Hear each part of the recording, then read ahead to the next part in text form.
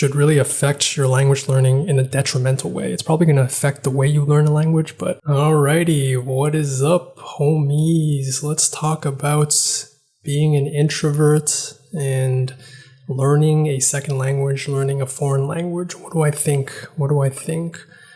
Honestly, I mean, if you're asking if being an introvert is going to affect your language learning, probably, but also being, being talkative or being,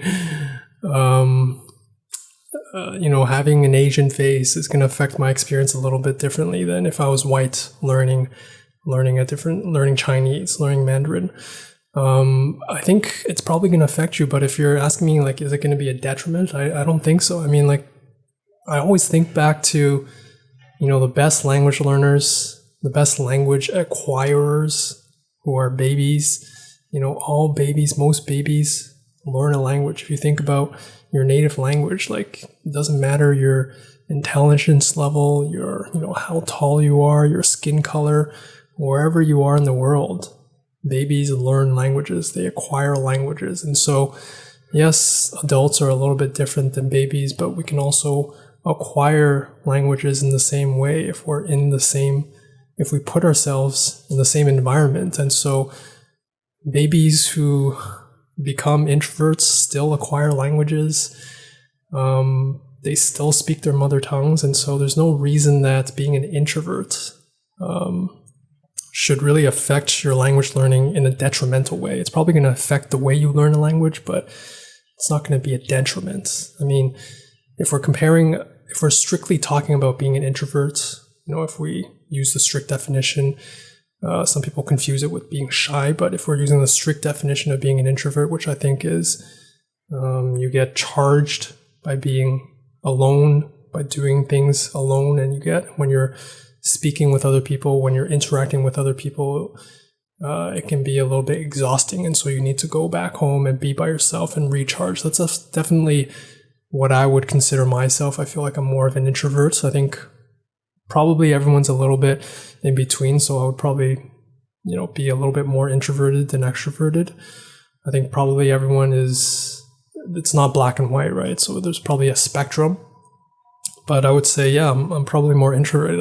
I enjoy talking to people. I enjoy, going to language exchanges, meeting new people. But it's not something that I can do for very long, extended periods of time, right? Like if I had to talk to people all day, that would be very exhausting for me. Even if it was people that, really good friends that I enjoy talking to, still, it's going to be exhausting. It's sort of like I have to, I don't know why, maybe it's like I need to put up still a little bit of a persona, or I feel like I need to keep the conversation going, whatever it is. I feel like after a while it does get a little bit exhausting. And so so the definition of extrovert would be someone who, in these social situations, they get energized and they feel like they can do this for a long time. That's definitely, there are, people who I really enjoy talking to, and sometimes, I really get energized and I get passionate and I feel like we can talk for hours and I want to talk more too. But even after a while, it's like, yeah, I want to have my own time. I need to have my own thoughts and recharge. And so I feel like this is a universal distinction or personality trait that is going to affect a lot of different things. Anything that you do, it's going to affect the way you make friends in your own language. It's going to affect the way that maybe the activities that you have, the friends that you have in your mother tongue, the way you look for a job, or I don't know, it could affect anything. So it's probably, it's going to affect the way that you learn a language, but I don't think it's a detriment. Like, for example, for me as an introvert, I'm more inclined to, for example, I'll meet, when I came to Taiwan initially, I would meet language exchanges almost every day. So it's not like it precludes you from meeting new people and talking to them, but my language exchanges every day would last an hour a day. And so that was okay with me. That was enough time for me to, be in a social situation, and then afterwards sort of have my own time and recharge. And so that's how I organize it.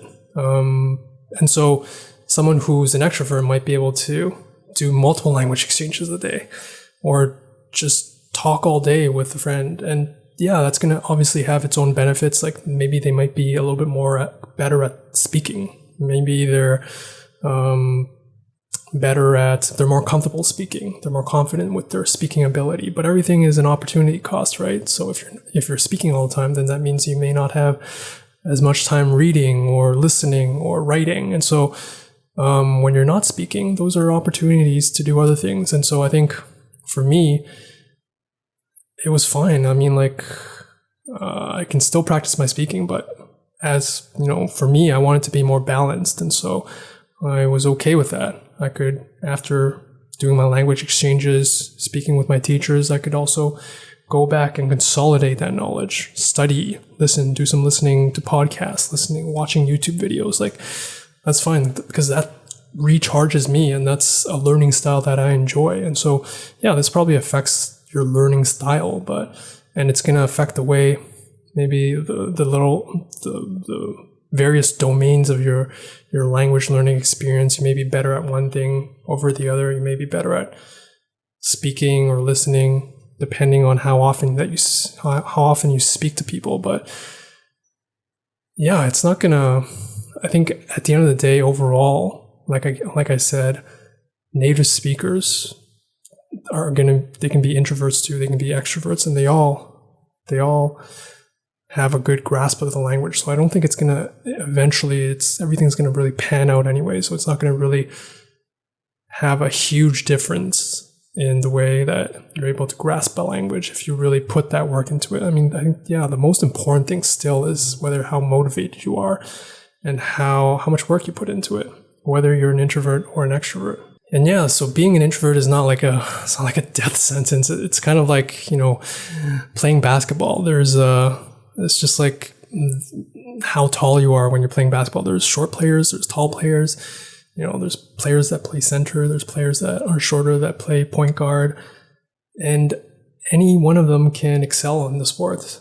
Any one of them can be all-stars. They can all be Hall of Famers, or they can be all normal. So it doesn't really matter. Like, it's just how, like, the way that they play, but they can all have a very good grasp of the language, but they may have a different way of looking at the language, way of looking at the game.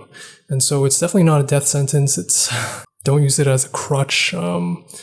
It's just a different way to look at the sport, to look at the game. It's just a different way to approach learning a language because of your own particular learning style. Anyways, what do you guys think about being an introvert, being an extrovert? Do you think that it really affects you, being an introvert or being an extrovert, learning a language? Do you think it's a benefit? Do you think it's a disadvantage?